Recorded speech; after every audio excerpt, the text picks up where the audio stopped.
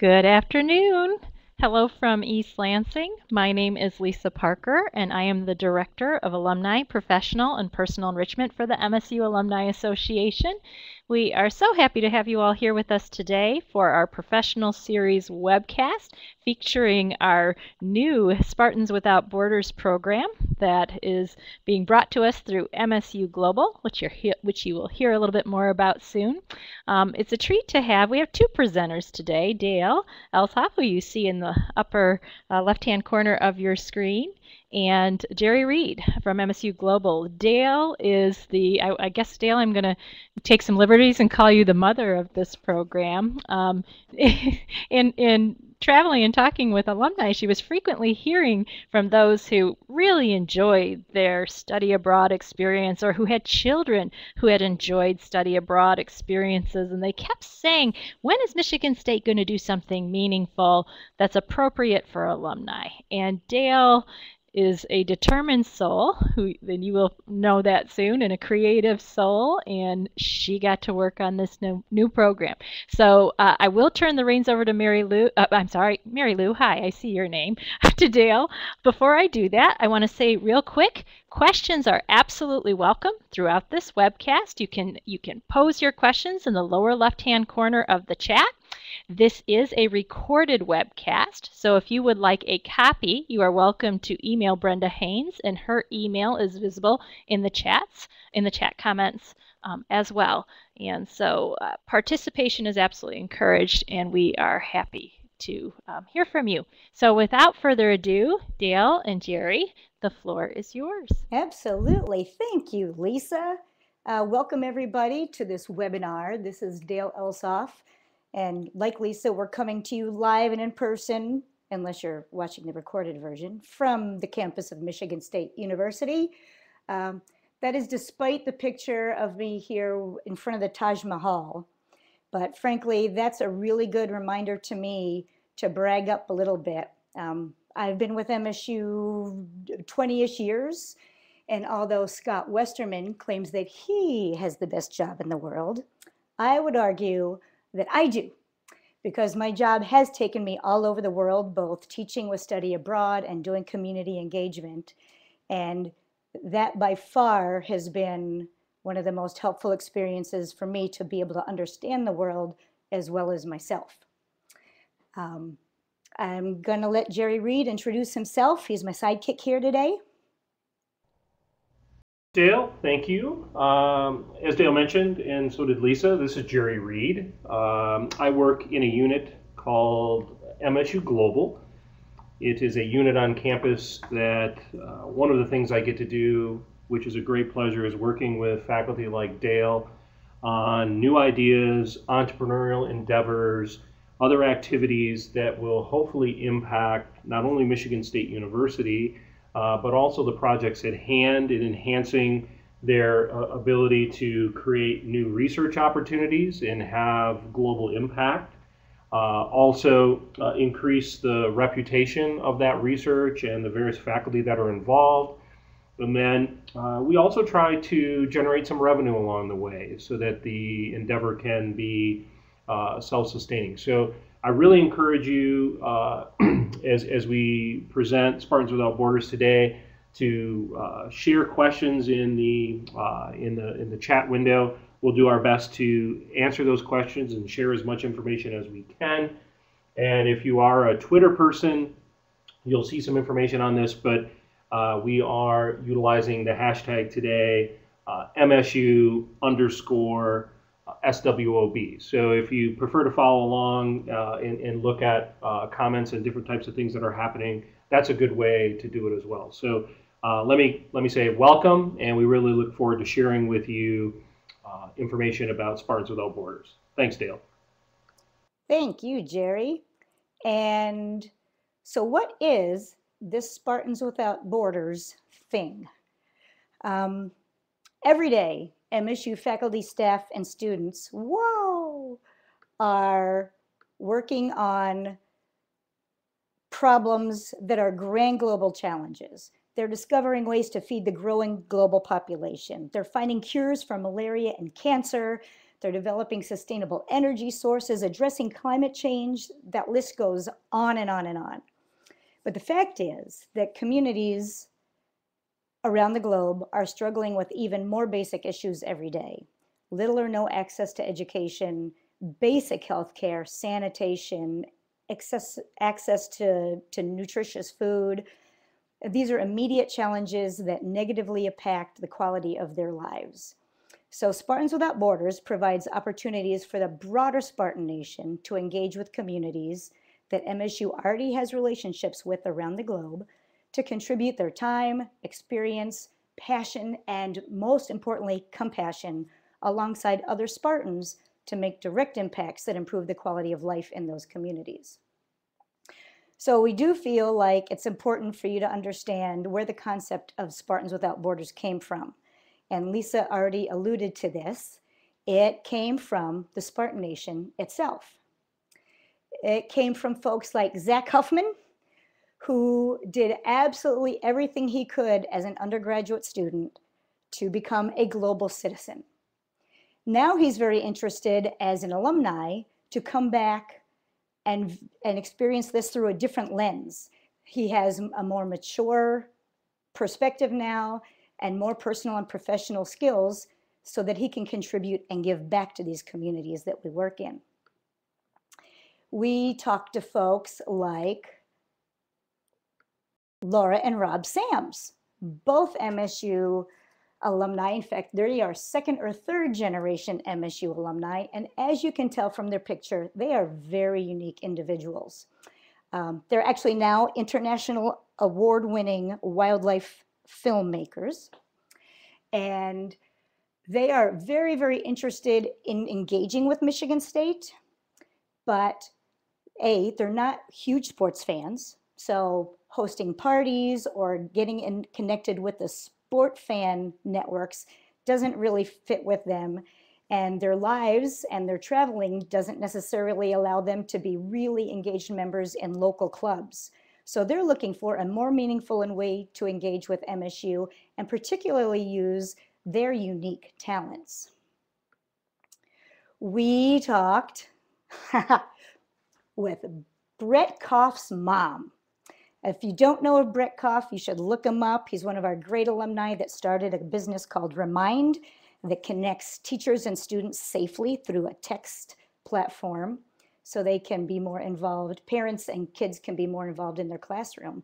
And Brett did some international engagement experiences with us. And then we got a call from his mom who said, wow, I see what a difference this made in Brett's life. It's changed his perspective. It actually changed his career path. But how do I get involved with something like that? She's not a student. She's not directly, other than having a son that came to MSU, affiliated with the Spartan community. But she really, really, really wants an opportunity to do something meaningful and to be a part of something larger than herself. And finally, but certainly not last, we connected with our partners internationally. In every community in which we work, we have a local partner that lives in that community. And often we've met these partners because we have students that have studied abroad in those communities. And our students are great. They are respectful, they are enthusiastic, they are strong. They will do whatever our partners ask. But just the fact that they're students and their primary purpose is learning when they're on study abroad, that limits what they can offer. On the other side of the spectrum, we have faculty working in these communities that are dealing with these big, hairy, complex issues. The results of their research could be many years down the road. And although they're focused on their research and their topic, it's impossible to ignore what they're seeing around them and the aspects that are affecting the people in the community. For instance, they may have identified some very bright individuals with huge potential that don't have access to education. That might be an issue where there's the limited access to clean water. So Spartans Without Borders allows us to hit this middle ground where we can make a difference at all levels across the globe. And Jerry, I'm going to count on you if there's questions that we need to address. Dale, You're going to interrupt me, right? yes, I am. One of the things that, as we talk with Spartans and alumni from around the world, one of the questions that comes up in this conversation about Spartans Without Borders is, is there a particular type of alumni or type of Spartan that is better suited for a Spartans Without Borders experience? And so I know you have a unique perspective on that. I wondered if you'd share. Could you say that one more time? I was unnecessarily typing messages in the chat box.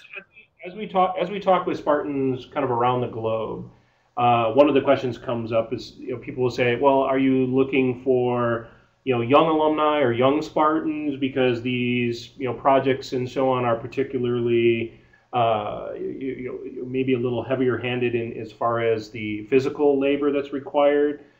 Is this something that only retirees could do because they have the time? You have kind of a unique perspective on that. I wondered if you'd share that with everyone. Oh my gosh, we'll talk about this in a little bit, but there is a role for absolutely everybody.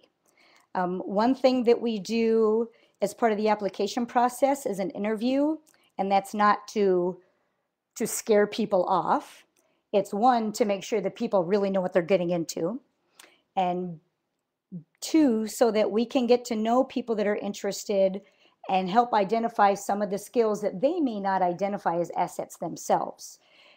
There are projects that we deal with that require skills that are more specialized, for instance, accounting or training teachers for some educational topics.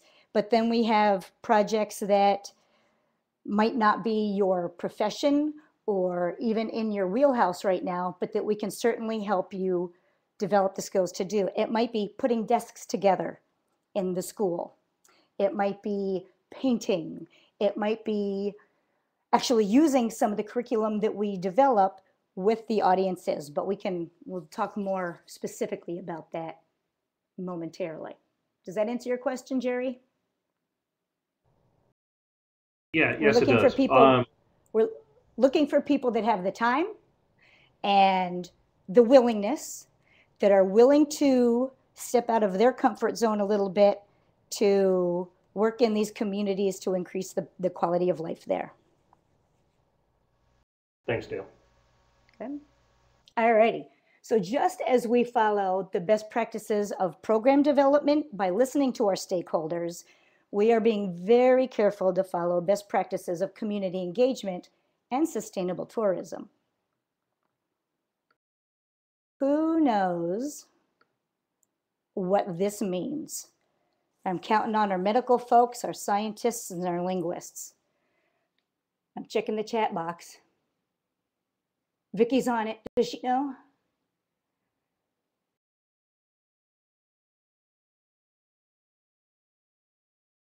Exactly. Don't do something. All right. Bam, can we Google it? You could, but we don't have time for that because I want to get all your questions answered. Primum non nocere is Latin for do no harm. It's part of the Hippocratic Oath, actually. But we do follow that same principle in community engagement. So we are going places to try to do good. But often, well, maybe not often, but sometimes, folks that have the best intentions end up doing more harm than good, very unintentionally. This is one of the concerns with some voluntourism or ecotourism businesses. So part of the best practices that we follow are that we work very hard to be an asset, not a burden. That includes, whenever possible, we purchase supplies and services needed in country so that we help stimulate those local economies. I mentioned Rondine and Manuel previously, some of our local hosts. We actually pay our local hosts and the agency directors that we work with for their time that they're spending with us. First, that's time that they would otherwise be spending on their organization. And it also often helps to offset some cultural welcoming and hosting traditions that would otherwise be a drain on those organizations. It's really embarrassing to come in and say, hi, we have 6 people here to work with you, and they end up spending a week's budget on a welcoming meal. So we try to offset those costs. It's very important that our presence is invited by the community. Coming in and saying, hello, we're from Michigan State University and we're here to help works just about as well as when the government says that. And I only say that because I used to work for the government and realized that didn't work very well either. After we're invited, we make it clear that those community members are the boss. They determine what we work on, when we work on it, how many people they can accommodate, and they're running the show. We are there working alongside and with community members, sharing our knowledge and skills to help them develop the capacity to address the challenges they're facing on their own. It's kind of nice that at the same time, we're learning a whole lot, not only about those cultures, but ourselves.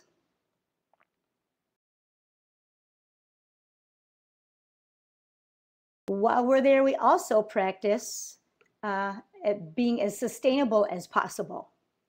So we try to live as close to leave no trace. If people are familiar with that term, it's not that we have absolutely no footprint when we're there, but we do try to minimize that.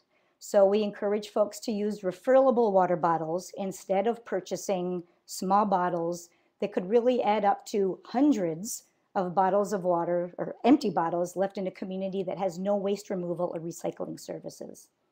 Similarly, we suggest that folks bring a market bag, not only to reduce the amount of plastics that we use, but to encourage them to purchase handicrafts from local artisans. And while those things may be more expensive, they have a more direct benefit on the local community's economics, as well as helping to preserve local cultural traditions and crafts. So where are these programs that we have planned right now? Both in fall of 2014, that's just a few months from now, so you guys need to sign up really fast. And in the spring of 2015, we have programs scheduled in Merida, Mexico, which is the northern circle that you see on this map up on the Yucatan Peninsula, and also in San Ignacio, Belize, which is farther south, and near Guatemala. Other programs are being developed in Detroit. Don't have to tell you that's in Michigan, and also in Rome, Italy. And that program is in association with Communication Arts and Sciences. We have other programs bubbling up in Tanzania and France and Peru. And right now we're trying to ignore those things until we get all of the programs filled up, because in the future, this could be a very overwhelming project with lots and lots of opportunities for folks. Dale, So, one of the questions that someone has asked, and I know you've talked about this before, but when you think about this, if you're looking at, for example, the upcoming trips that I know you're going to talk about, and the opportunities that are there, what are some of the major considerations that someone who's thinking about doing this, or has an opportunity to do this, what should they be considering and thinking about as they prepare?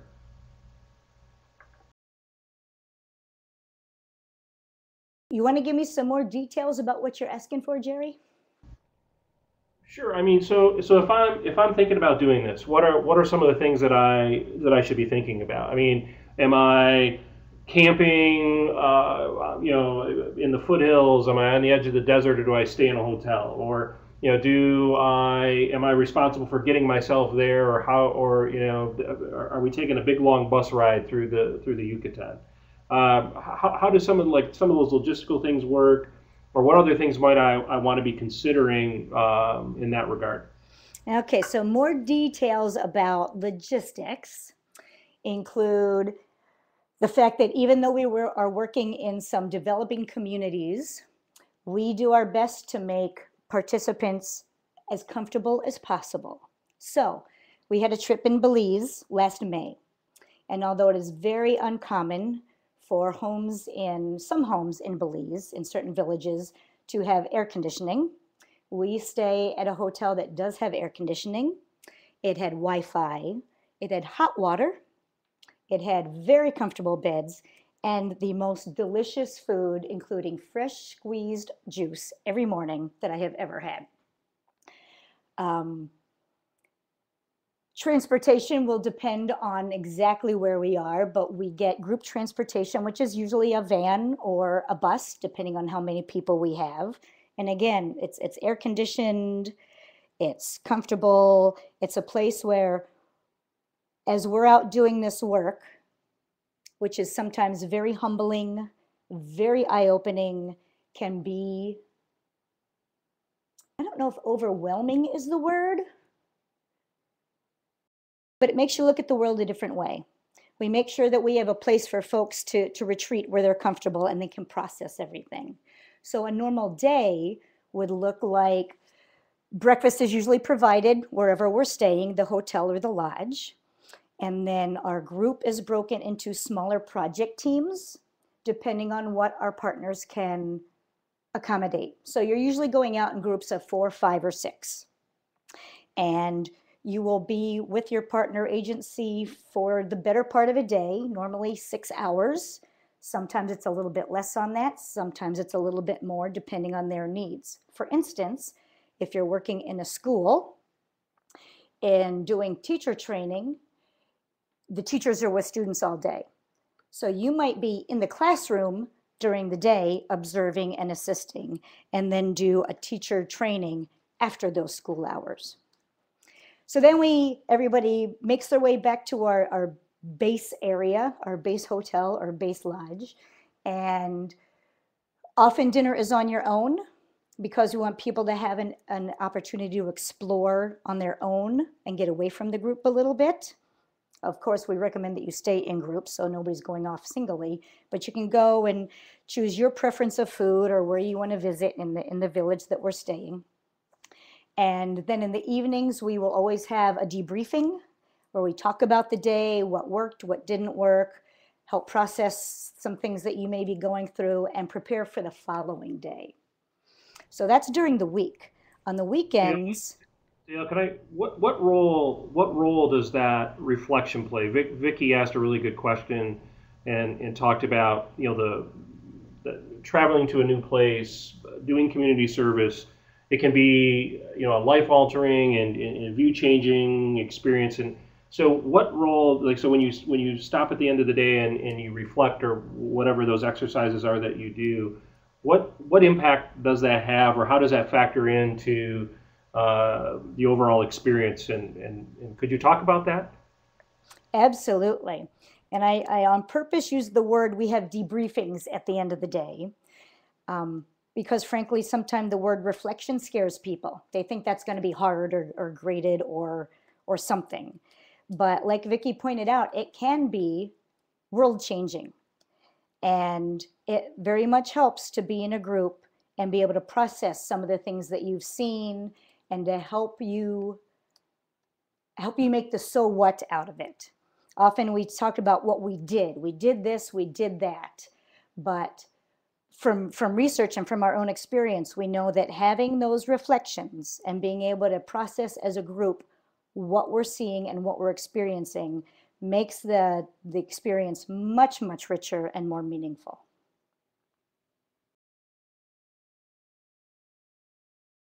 Did I hit you, Jerry? Perfect. All right. So one of the tasks or projects that we're often asked to participate in relates to education.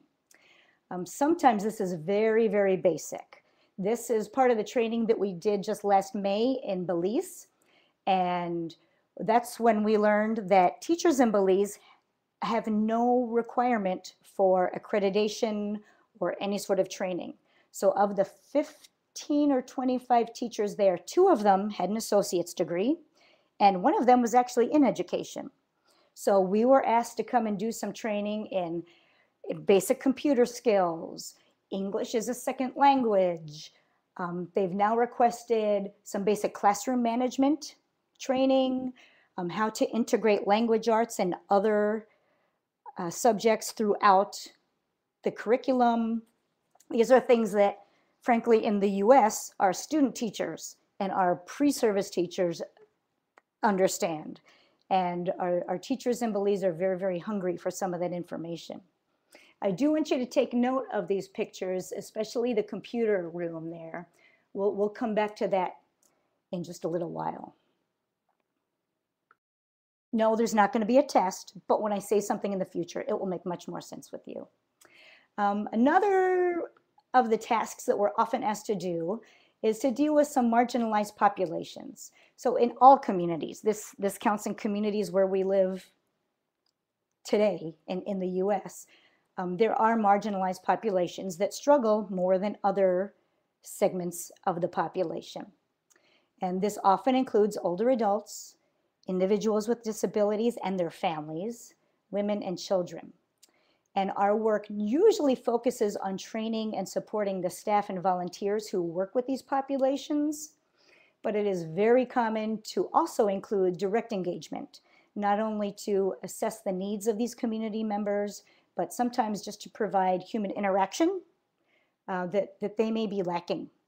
And frankly, it's some of the most touching and memorable experiences when people talk about their experience. It's engaging with folks and really learning about their lives and reflecting on what that means to our lives and how we live I'm assuming that we have mostly folks from the US. I don't know that, but in more developed countries, it's a very, very different thing. We've been asked for several projects that deal with writing, including web design. This particular organization, Sole Luna, does a very good job. They have a great web page. We've had some other organizations that have asked for some web pages so that they can promote that they're there, help people understand their missions, and frankly, to help generate some donations and contributions. Sole Luna does a very good job with volunteers as well. In fact, they get so many volunteers that it's a drain on the director's time to have to provide an orientation each and every time a new group comes in.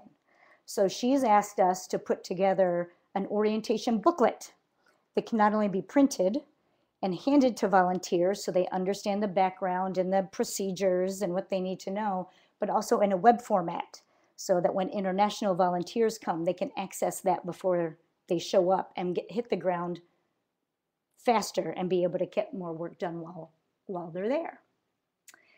IT, and forgive me, I'm a community engagement specialist, so I've used any of these terms wrong. Straighten me out. We'll improve that for the next time. But one example is in the Salvation Army. They have dozens of donated computers. People bring computers, they drop them off, they bring them from other countries, they drop them off. And the director of the Salvation Army knows how to turn them on. He says, I don't even know if they're up to date. I don't know how to update them. I don't know if they work together. I don't know how to put programs on here that can help our students with their English or with some career prep skills. So those are some of the examples for writing and web design and technology sorts of projects. And there are always requests for building, maintenance, construction, sort of infrastructure projects.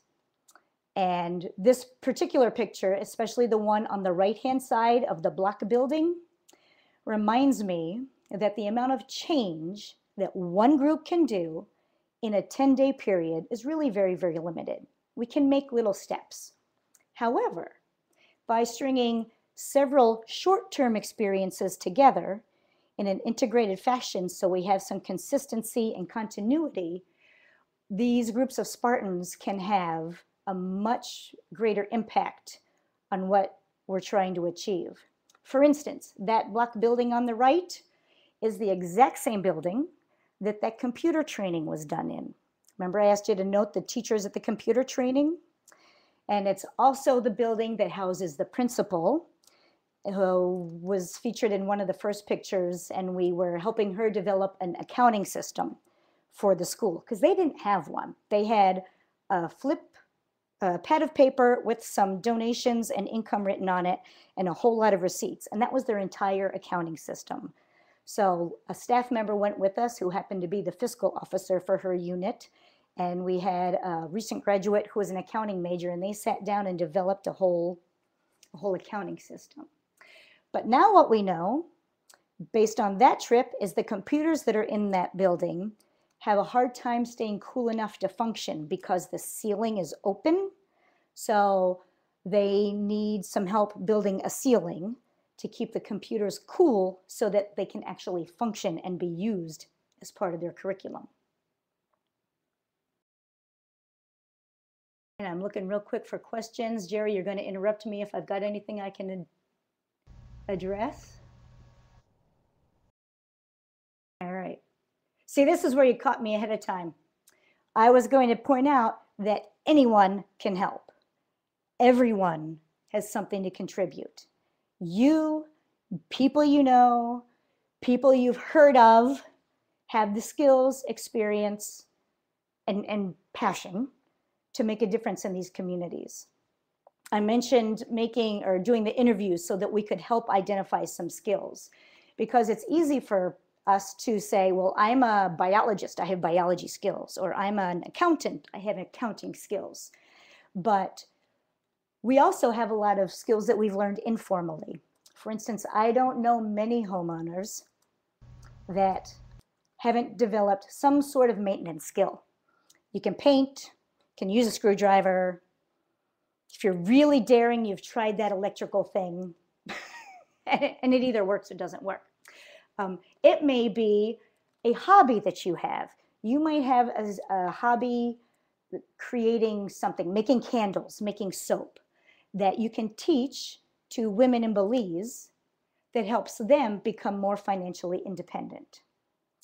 It might be that you garden, and you can help the school plant a school garden so that the students have fresh food. Everyone has something to offer. And by everyone, we mean everyone. We take this without borders thing very seriously. So there is no non-Spartan discrimination here. Folks do not have to be a Spartan or immediately identify as a Spartan to participate. And while Spartans are the model for being world changers, anyone who wants to make a positive difference in communities that MSU is engaged with is welcomed and encouraged to participate. So friends, family. At this point, we are not opening the program to minors, because traveling with minors opens a whole new area of risk management and bureaucracy that we hope to achieve in the future, but we're not dealing with that right now. So anybody 18 to 98 is welcome to join us. So I haven't seen this question pop up, but I can't believe anybody's not thinking, well, money, what is this? Why should I pay to volunteer? Sometimes comes up. How much does it cost? And I can tell you that the costs vary based on the location, pretty much because of the living expenses or what it costs to function in an area. The cost for double occupancy in Merida is $2,800. And the cost for double occupancy in Belize, and Carla, I'm going to count on you to tell me if I'm wrong, should be $2,550, so $2,550. What that program fee covers is your lodging, every breakfast and some other meals, and we'll talk about that in a second, ground transportation once we're in country from the airport and to other group events, all the supplies that are needed to accomplish your projects. So whether it's a building materials or it's paper to use with the school. I can't even think of things right now, but it covers those supplies, again, that we try to buy in country and not bring with us if possible. Sometimes we have to bring things because they're just not obtainable in the areas that we work. I mentioned that that fee helps cover the time for the community members that are working with us. It covers select cultural explorations that I'll also touch on more in just a moment. One of the big things that fee covers is the huge safety net and experience that Michigan State University brings to bear on these experiences. The university physician does a medical review of every person so that if we have an issue, they've got the background and can help us deal with whatever we might have to deal with in country. We have all of the health and evacuation insurances, as well as the experienced staff from the Office of Study Abroad and International Studies and Programs that does all of the risk management. They keep their eye open for anything that might happen. Political unrest, a hurricane, some epidemic that might break out. We have to be reviewed before we go to make sure that it's a safe place we're going, so that folks here at the university understand our itinerary and what we will be doing, so they have our back 1,000,000%. And if there's an issue, they also have our back and get us out.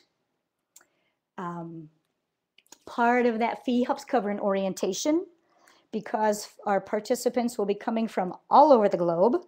We know we can't have an orientation on campus necessarily. So there's an online orientation to help you become familiar with the culture and the customs and exactly what to expect, exactly what to pack, help plan exactly what you'll be doing on site, and to start getting to know the other people in your team. Of course, you won't meet them sometimes until we arrive, but we have a piece built in for that too. What is not covered is your airfare or your travel to the country, understanding that folks come from all over. We can't really do a group fare, but we do work with Conlin Travel, who is the same agency that the Alumni Association works for their bowl packages. And they can help arrange your travel. They'll know our itinerary. If you want to plan travel before or after our program dates, they can help with that. So that's a separate fee, not included in the program fee. It doesn't include some meals, again, because we want you to be able to go out and experience on your own. And for lunch, you might not be in an area with the rest of the group, so we want you to be able to run out from your service site and grab something to eat. It's not going to cover your personal expenses like your passport, any inoculations or medications you need, any souvenirs, or that travel if you choose to extend your stay. But for those expenses and for your program fee, it's very important that you save your receipts. We just got the good word from our MSU tax folks that all or part of your program fee should be tax deductible depending on your personal financial situation. And certainly you need to talk to your financial advisor and tax professional for the details, but save those receipts.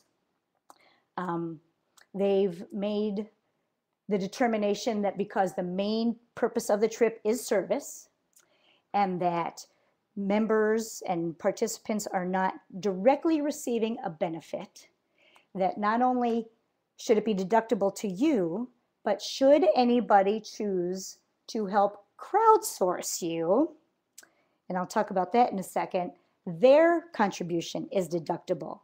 So speaking of crowdsource, we know that not everybody just has $2,500 to pull out of their pocket and plunk on this. So we've arranged two different things. One is that we are developing personal fundraising pages similar to GoFundMe pages, but that contributions will go right into your account, or it will go against the balance of your program fee. So people can make contributions, and that would be a charitable contribution because it's coming through the university. In addition, we are working with the Michigan State University Federal Credit Union, who are developing special low interest loans for Spartans Without Borders team members. So you should keep your eye out for that. At the end, we'll flash the web page and our Facebook page. And when any of those things happen, you will be the first to know. Dale, how long, Mary Lou asked a question, how long do programs typically run? How many days should people expect to be engaged in a project in country? Is there a standard, or how does that work? Right now, programs are scheduled for 10 days. So that leaves us a Friday to travel, to arrive Friday night for an orientation, and then, actually, I'll just jump right here. When we are not doing service Monday through Friday, we are getting to know more about our communities and their cultures and traditions by exploring food and historical sites, areas of natural beauty, shopping at the market. So those things happen on Saturday and Sunday. That also gives us a time in the beginning of the trip to get to know each other and develop a better group dynamic. Then throughout the week, we do our service and we celebrate that. At the end of the week, we have a big dinner with all of the agency directors and partners.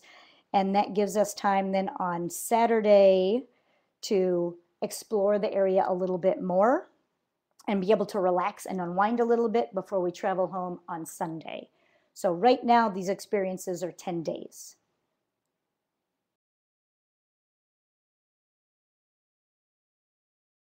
I see. Have employers ever offered assistance to help employees with these trips?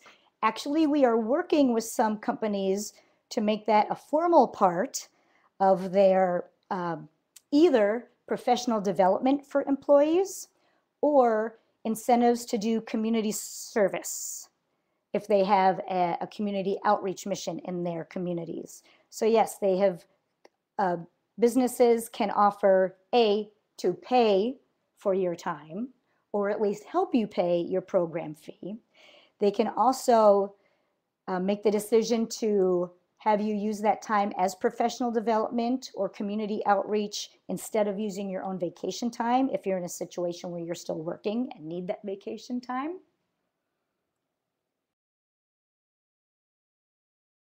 I'm looking, I think we're good. Okay, so yeah, so these pictures are to point out that we try to go to locations that have more to offer than just our work. And it is very important, even though if there's any tax accountants or tax attorneys or accountants online, I would argue, not officially in a court of law, but as far as there being no personal benefit, how many people, let's do at the top of your screen, you should have a little guy where you can raise your hand.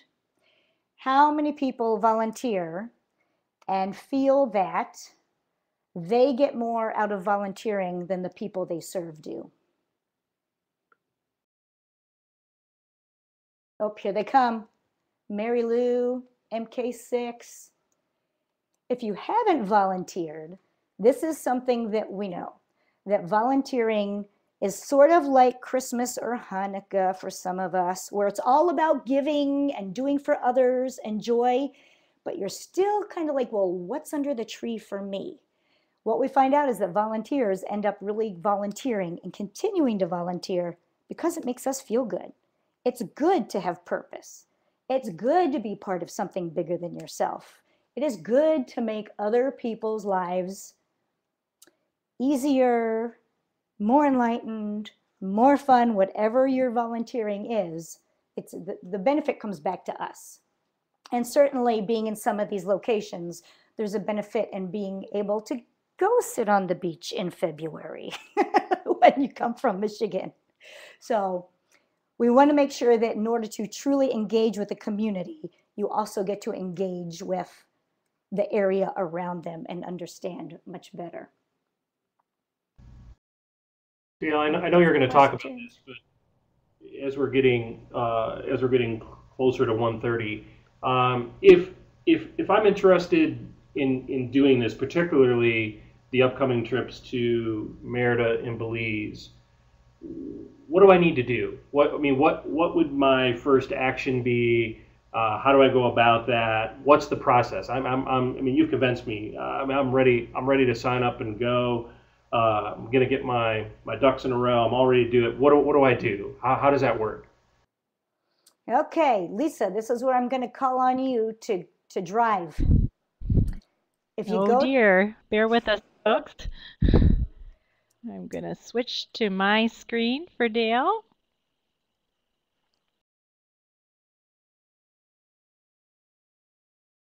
How's it looking? the Spartans Without websites, that Spartans Without Border website is spartanswithoutborders.msu.edu. And there you can find information about each of the programs. There's some other information that we throw up there about volunteering, or sometimes when we find some neat news, we'll put it on the website or the Facebook page, where you can find us under MSU Spartans Without Borders. Whoa, there it is. And Hey, I was ready for you. you were. So if you go back to the web page, and there's information about us, so that's where you'll find our philosophy and who we are and who our advisory board is and all that fun stuff.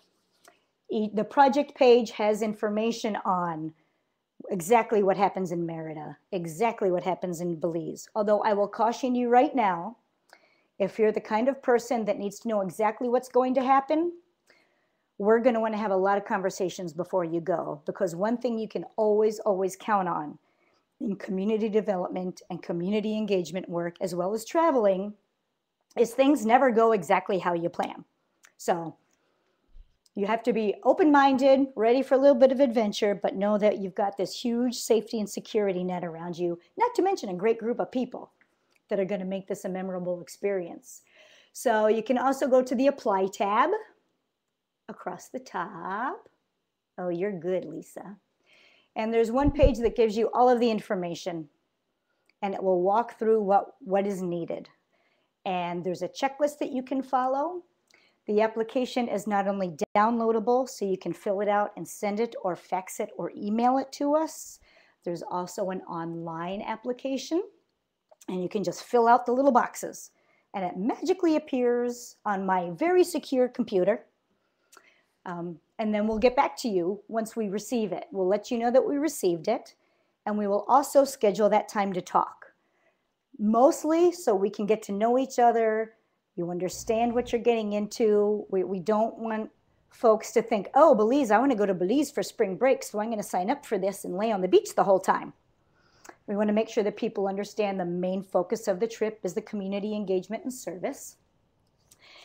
There's also a health form that you'll fill out and send directly to the university physician as part of that safety net.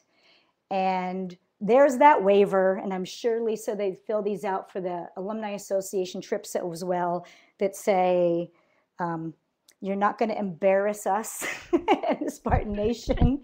You're not going to do anything illegal. You're responsible for yourself as an adult, and we do all that we can to protect folks. That if we are liable, then you feel free to sue us. But if you go out and you decide to go bungee jumping and get hurt, and it's not a part of the program, that you understood you take that risk. It's that legal thing that the attorneys make us do. Dale? Yes, ma'am. I have a question, and since I turned my microphone on, I'm going to be greedy and use it. Do you, if I'm not being premature, do people ever, is it recommended for people to take any cultural training before going on these trips? Are there ways to get familiarized with maybe what the laws of the land are in the countries that they're traveling to? That is an integral part of the orientation before we leave. So our orientation is online. When you apply and get accepted, we send you the link to come into our orientation, and you can do it at your own pace. Carla, what do you think? I'm thinking there's probably 4 units that maybe take an hour each. And they cover things like what to expect there. What kind of money do they use? How do you change your money? What sort of, do I need a passport? Do I need a visa? How do I get those?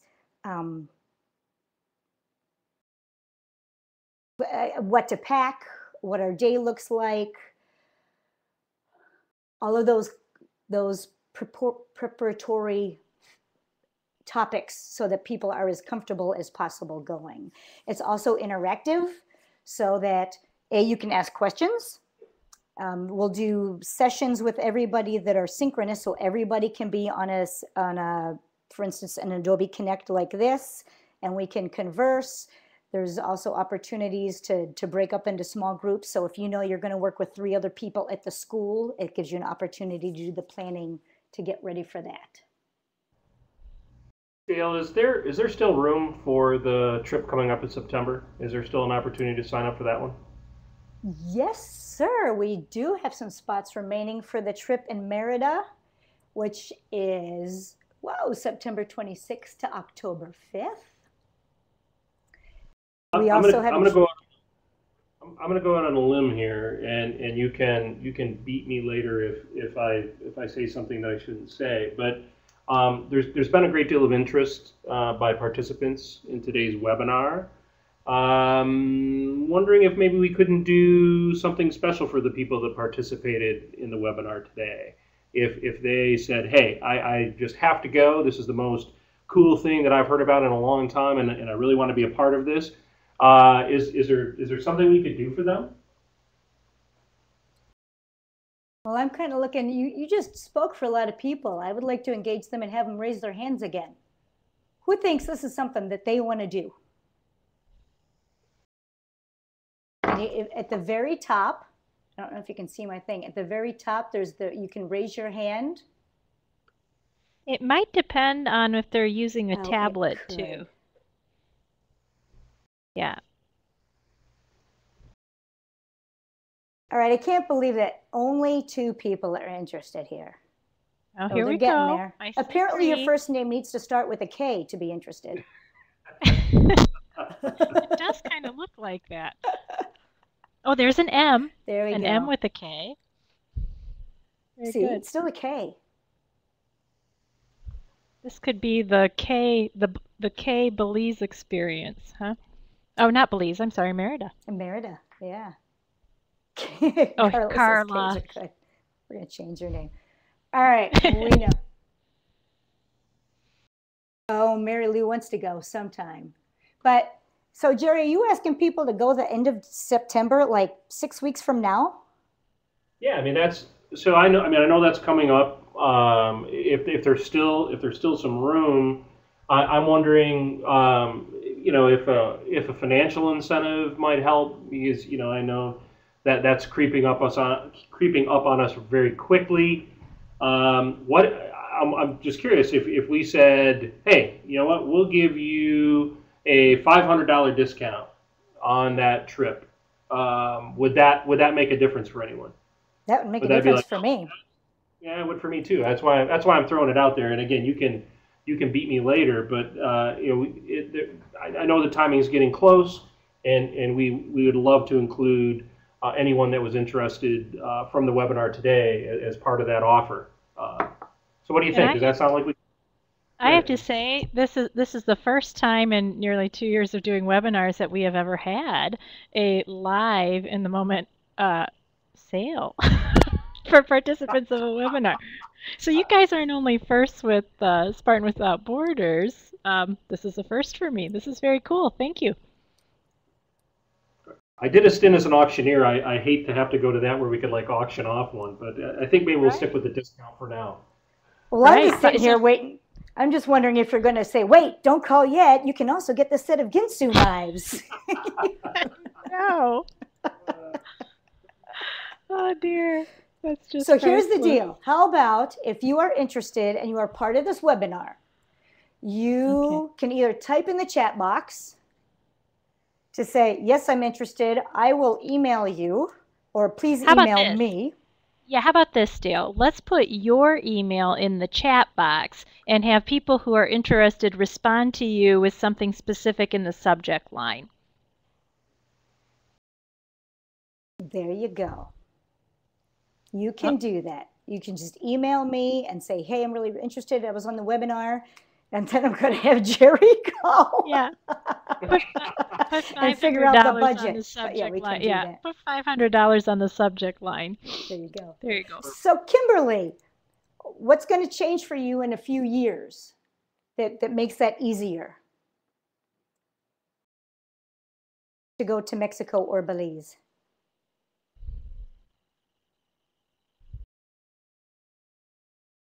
Do you ever do trips, Dale, over the summer when maybe like teachers have time off and that kind of thing? Actually, our goal is to be able to offer, depending on the community needs and what they have the capacity to host, several trips to the same community every year. So maybe 4, 5, or 6 trips that continue throughout the year. Again, because good community development doesn't happen in 10 days. And we need to be more consistent and have a sustained long-term relationship. So yes, the Rome trip, where they will be working actually with a refugee center in Rome, is scheduled for May, which is summer for higher ed, but not so much for K-12 schools. But we will look for opportunities for teachers because education is such a huge need. Quite frankly, right now I'm holding off on Belize and Merida until we learn more about hurricane season there in the summertime, because the last thing we want to do is lead people into danger or evil. So it really depends on the risk management aspects and what we can do. Yeah, that would be a rugged experience with a hurricane. Yeah. Now, understand, we would be fully protected if that happens, because part of the program fee covers insurance. The university schedules it all. I make one call to our emergency line. They say, we'll get back to you. We'll tell you where you need to be, when, and we will get you all out of there safe and sound. So, hey, Lisa, can you... Oh, go ahead. I would say we are creeping up on 1:30, so I wanted to make sure people knew if you have questions, even if it doesn't seem like it relates directly to what we've discussed, now would be a great time to work them into the chat area. What were you saying? If you want to go back to the slideshow, there'll be some past participant comments that can scroll along there as folks are asking questions. Jerry, you might want to mention, a couple people said they were interested about working with the Detroit program. You want to fill them in on some of the things that we're trying to put together? Yeah, there are a couple of different conversations going on in Detroit right now. For those that might be familiar with a opportunity in Detroit called Food Plus Detroit, it's a consortium that's working on several different projects. We were just down last week talking with some different partners. One of the aspects that always comes up are tons of opportunities with the Detroit public school system. There are other opportunities with Recovery Park and Recovery Farms, and the whole amount of work that's being done around urban agriculture. And there are tons of just regular kind of just hard-working opportunities. There are opportunities for folks with agriculture or horticultural backgrounds. There are opportunities for folks with marketing and communications backgrounds. So that's one that we're looking really heavily at. We also have some conversations in the works right now with a couple of youth agencies working with the College of Veterinary Medicine in and around pets, canines, and felines, so dogs and cats, and how utilizing the youth in the Southeast Michigan area, around ways of getting them involved in different aspects of the way in which animals play a role in development, and so that's going to have, again, marketing, communications, promotional aspects, youth development aspects. So one of the things that I encourage you to do is if you're considering this, whether it's Detroit or one of the international experiences, one of the things we want to be able to do is get in touch with you, be able to really understand the skill sets that you have, where you feel you bring value, what you're interested in. Because as we put programs together with community partners, we want to be able to really provide this matchmaking service and be able to come back. So, Kimberly, for example, if there's an opportunity for you in Detroit because you live there and you have these sets of skills, we might call on you and say, hey, as we're developing this program, would you be willing to chat with us about ways we could utilize your skills? Or we've developed this program and we really need people with these sets of skills. It'd be really great if you'd be able to participate and help us out. So stay tuned. We're hoping to be able to really outline a project very soon in Detroit. It likely would be next spring is probably when it would happen at this point. So please stay tuned. Great. Thanks, Jerry. Here's our contact information. We are officially out of time. Well, we're officially at time. I can hang around if people have more questions. If you need to go, thank you so much for joining us. Don't hesitate to contact with comments or questions. Frankly, we really enjoy your complaints as well. That might sound funny, but that's how this program was born. It was alumni and friends and family of alumni and community partners complaining about the lack of an opportunity. So if you have a suggestion, we'll word it nicely, please send it along. We appreciate that.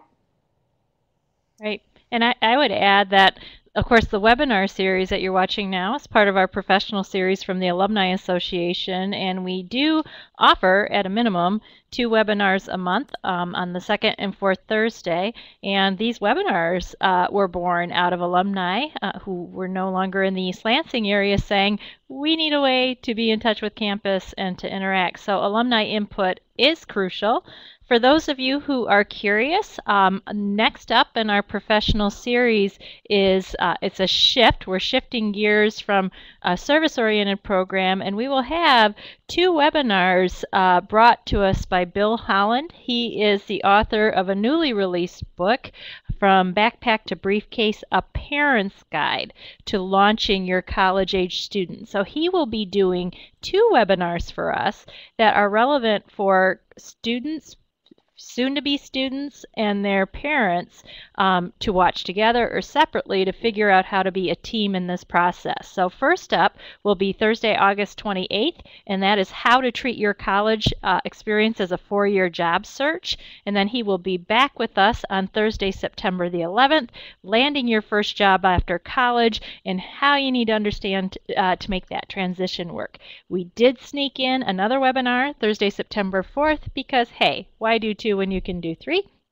And that is how to build relationships, which is the 52 cup story. New, relatively young alumna Megan went on a mission to have 52 cups of coffee with strangers and tell stories from those experiences, which spanned 29 cities and 7 countries. So very interesting conversation with Megan. I put the link on our website for the professional series, and we invite you to stay tuned with that. And if you enjoyed what you experienced today, please consider supporting either with time, talent, or a few green dollars the Spartans Without Borders program and or your MSU Alumni Association. We are trying to do good deeds for you now and in the future. So thank you very much.